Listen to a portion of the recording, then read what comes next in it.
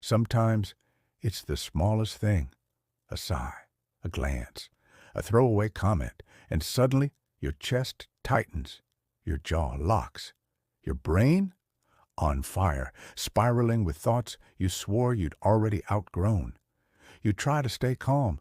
You tell yourself, don't react, don't feed it, but you already have. And by the time you notice, you've said something sharp, or you've shut down, or you're stuck replaying that one moment hours after it ended. Why does this happen? Why can't you just let things go?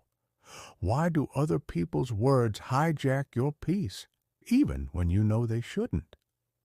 Carl Jung had a harsh answer. Everything that irritates us about others can lead us to an understanding of ourselves. But here's the truth. Most people aren't looking for understanding. They're looking for control. They want to be untouched, unbothered, untouchable. So they chase quick fixes. Breathe in, breathe out, detach, block, meditate. Just ignore it.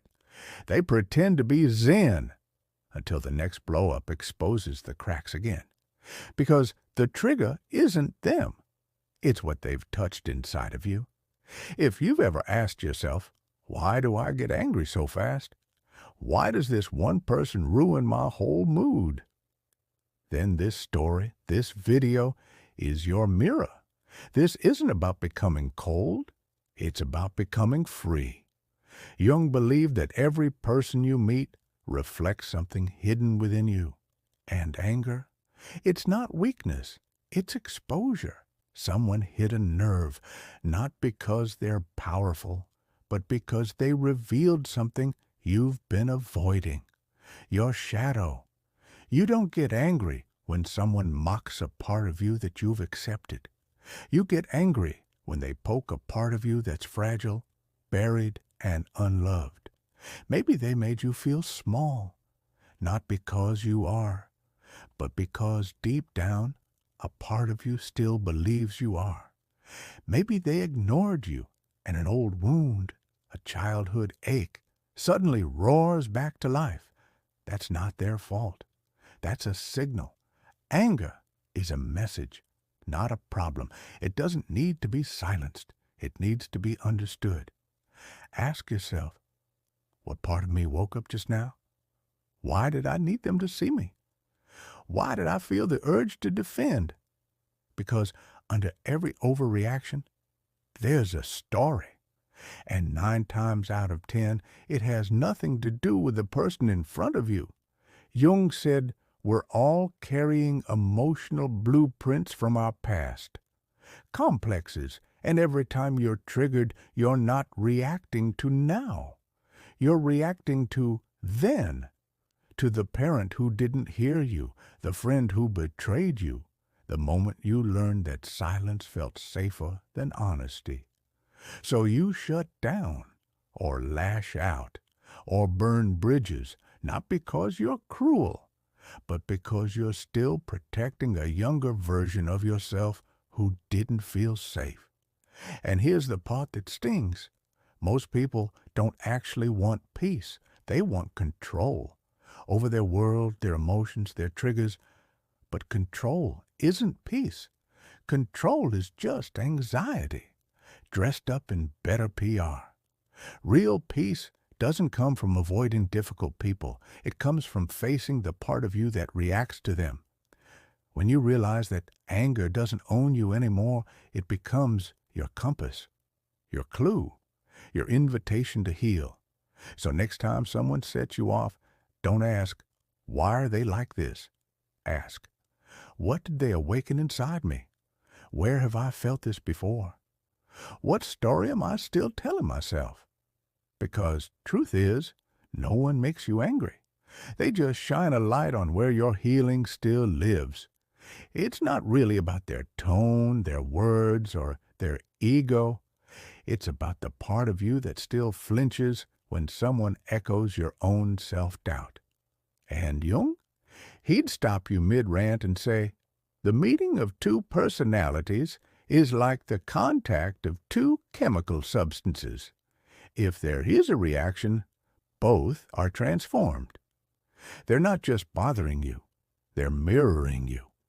Maybe the reason you can't stand arrogance is because a part of you hasn't fully accepted your own greatness. You ever wonder why certain people really get under your skin? Not just annoy you, but shake something deep inside? It's not random. It's personal. Maybe you hate arrogance because when you were confident, someone shut you down.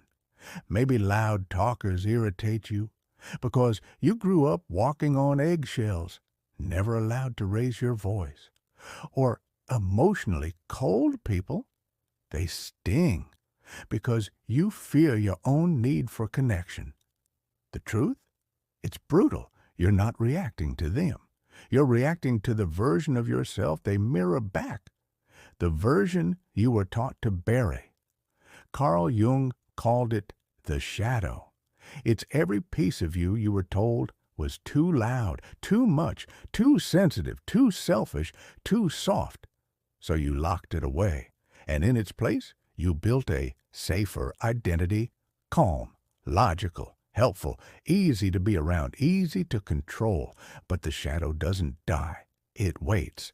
And when someone shows up, living loud, unfiltered, untamed, your buried self rises like smoke through cracks. Let's say you value emotional control. You've trained yourself to breathe, to stay cool, to never make a scene. Then one day, someone storms in loud and unapologetic.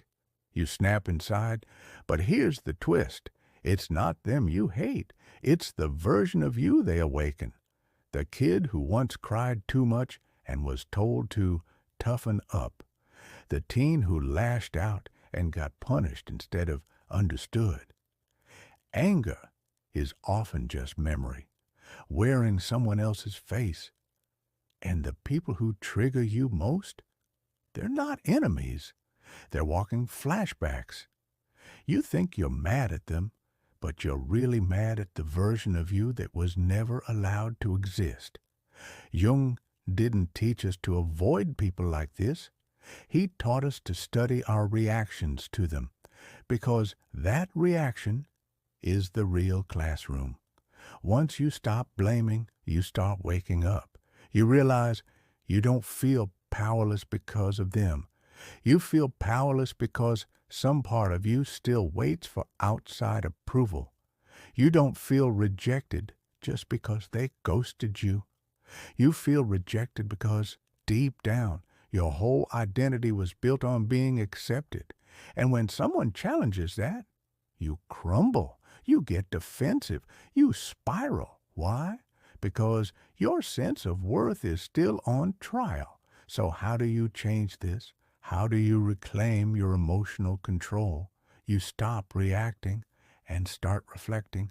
Ask, what is this moment trying to teach me? Where have I felt this before?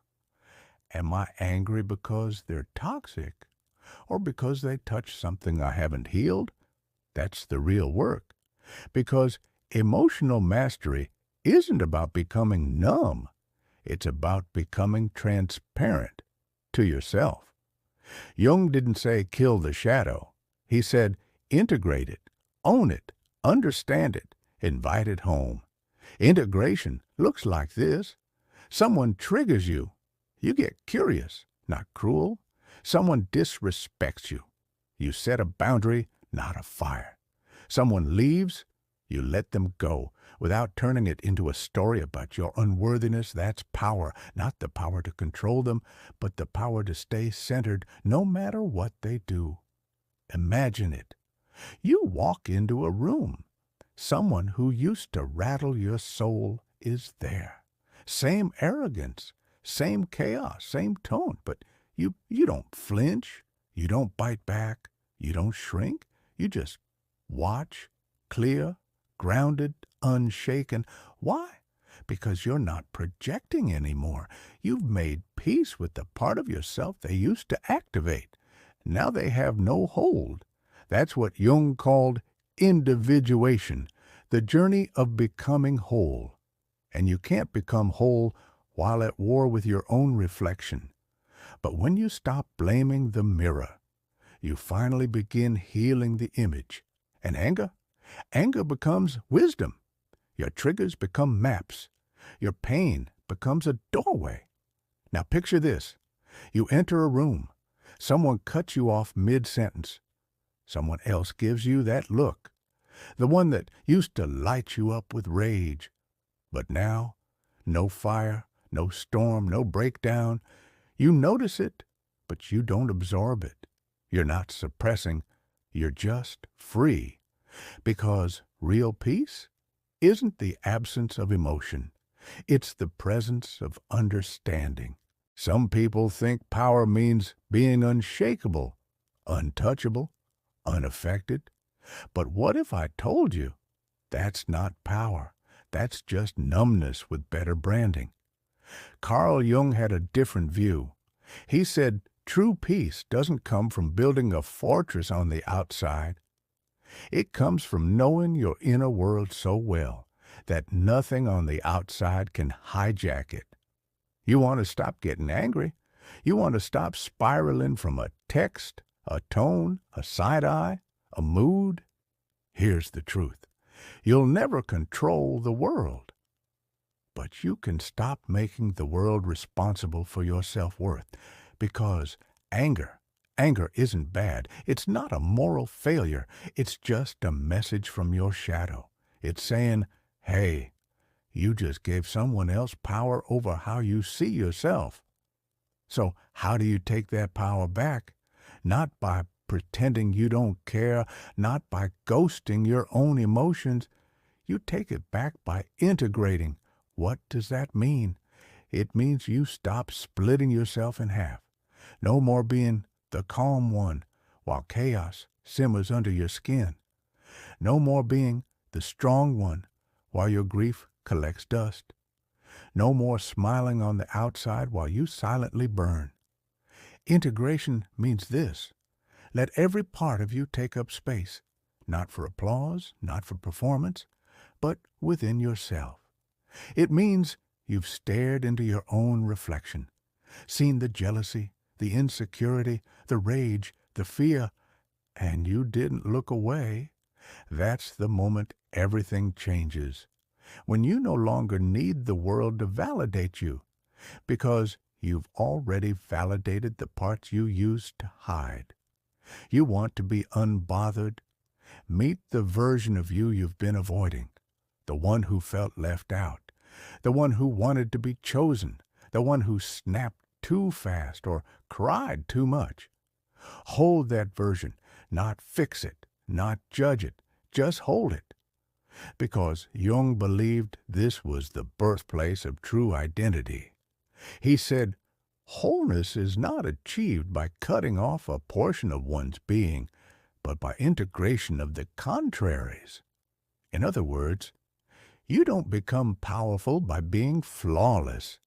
You become powerful by no longer being owned by your wounds. Someone mocks you, you don't flinch, because you've already laughed with your flaws. Someone ignores you, you're still whole because you stopped mistaking attention for love. Someone walks away, you stay standing because you never abandoned yourself. Most people think emotional control means shutting it all down. But that's not control. That's just fear, wearing the mask of detachment. Real emotional power? It's when you can feel everything without becoming it.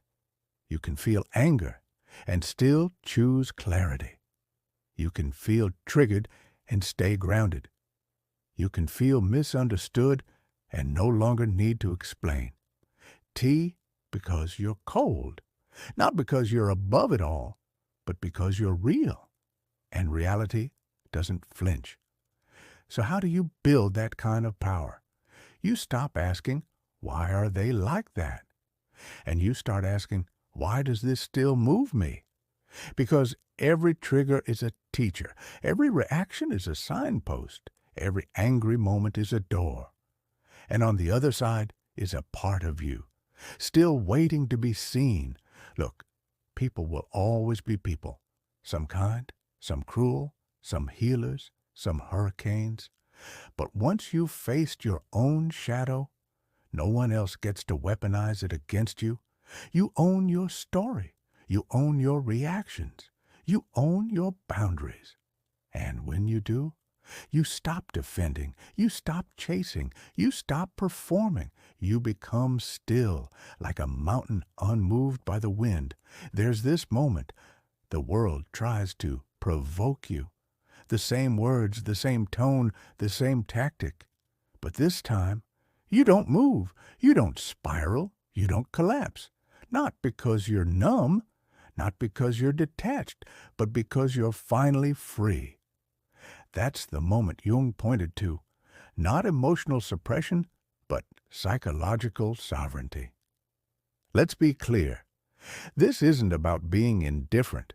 It's not about turning off your humanity. It's about becoming so honest, so integrated, so anchored, that no one outside you gets to decide who you are inside. That is real power. That's when you become untouchable, not... It's not about becoming untouchable. It's about becoming so centered in who you are that no one else gets to rewrite your story with their noise. That's the power you've been chasing, not through avoiding triggers, but by disarming them. You're not angry anymore because you stopped outsourcing your identity. They ignore you. You stay grounded. They mock you. You don't shrink. They forget you. You remember yourself. They misunderstand you.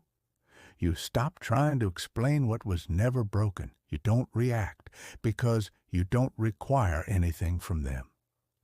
Jung once said, "I am not what happened to me. I am what I choose to become." And when you choose wholeness, no one gets to define you again, not with their compliments, not with their criticism, not with their silence. Here's the twist. The very people who used to trigger you start to feel different, not because they've changed, but because you reclaimed the part of you they used to activate. That ex who made you feel invisible, now they're just another face in the crowd.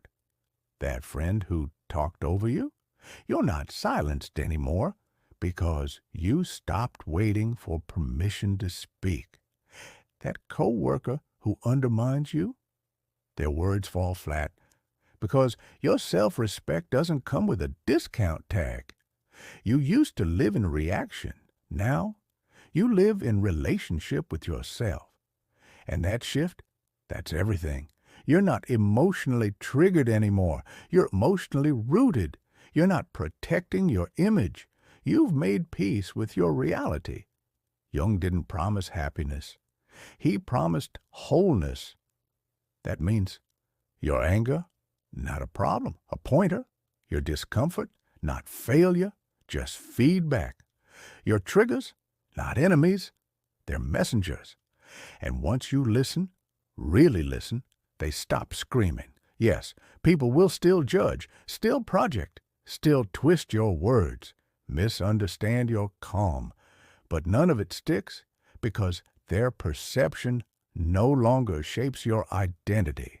You've built something stronger. You stop chasing validation because your worth is no longer outsourced. A self that doesn't need managing. A self that doesn't beg for validation. A self that no longer flinches because it knows who it is. That is the final freedom, not silence. Stillness, not ignorance. Awareness, not dominance. Integration. You can now walk into any room, see any face, hear any words, and remain untouched, not because you've built walls, but because you've sealed the leaks. Your boundaries, sacred, your energy, yours again, your peace, not performance, truth. What if the people who hurt you were never the enemy? What if the sting in their words, the judgment in their eyes, the silence that burned through your chest, were all just mirrors, not of who you are, but of who you forgot to be. Jung didn't just study the mind, he studied the soul's quiet unraveling, the collapse of self when we tie our worth to outside reflections. And he found something terrifying and beautiful. Until you make the unconscious conscious, it will direct your life, and you will call it fate. You thought the rage came from them, their coldness, their tone, but it wasn't them. It was your unconscious, pulling you back to the wound again and again, until you finally looked at it, until you owned it. That's the paradox. You stop being triggered, not when the world gets kinder, but when you stop borrowing your identity from its behavior. The moment you say, I am not your perception of me. I am not your approval or rejection. I am not your silence or your praise. That's when you stop flinching, stop shrinking, stop over-explaining. That's the moment you come home. Because every person who triggered you wasn't showing you your limits. They were showing you your gaps. The places still raw, still defined by survival, still shaped by stories that never belonged to you. You thought strength meant not reacting, being calm, quiet, still. But that's not peace. That's fear, with good posture. Real peace? It's when someone lashes out and you don't get pulled in, not because you're numb, but because you see it. You see their pain, you see your old wound, and you choose neither. That's the final realization. You were never here to defend yourself from the world. You were here to meet yourself through it. Every argument, every trigger, every silence, every rejection. They weren't here to break you. They were here to bring you back. Now you don't need them to get it. You don't need closure. You don't need revenge. You don't need to be proven right. You've already chosen yourself. And when you do that, nothing sticks. You walk through life differently now. Not cold, not guarded, just clear. You can smile at those who hurt you, not because it didn't matter, but because you made peace with what it awoke in you. You stop fearing rejection because you no longer reject yourself. You stop chasing validation because your worth is no longer outsourced. You stop overthinking because your center is no longer up for negotiation. This is what Jung meant by individuation, becoming the person you were always meant to be. Once you stop becoming what the world rewards. And when you get there, you don't get angry. You get still. You don't get reactive. You get present. You don't carry grudges. You carry clarity. So if you're still watching and something cracked open inside you, here's what that means. You're alive. You're ready. You're not weak for feeling. You're powerful for facing it. Most people never will. They'll spend a lifetime blaming others for the mirror and never see their own face. But you're here, which means you're changing. So the real question is this: who do you become when nothing outside of you gets to control who you are anymore? What happens when you stop hiding behind calm and start building your peace from truth? If this video helped you find that question, hit like, so someone else finds it when they need it. And if you're done being ruled by noise, subscribe. Because here, we don't numb, we don't run, we don't ghost our pain. We meet the shadow and integrate it, one truth at a time. And if this hits you where it hurts, comment below. I'm not reactive. I'm rooted. Let the world see it. Let you feel it. Because now, no one decides your power but you.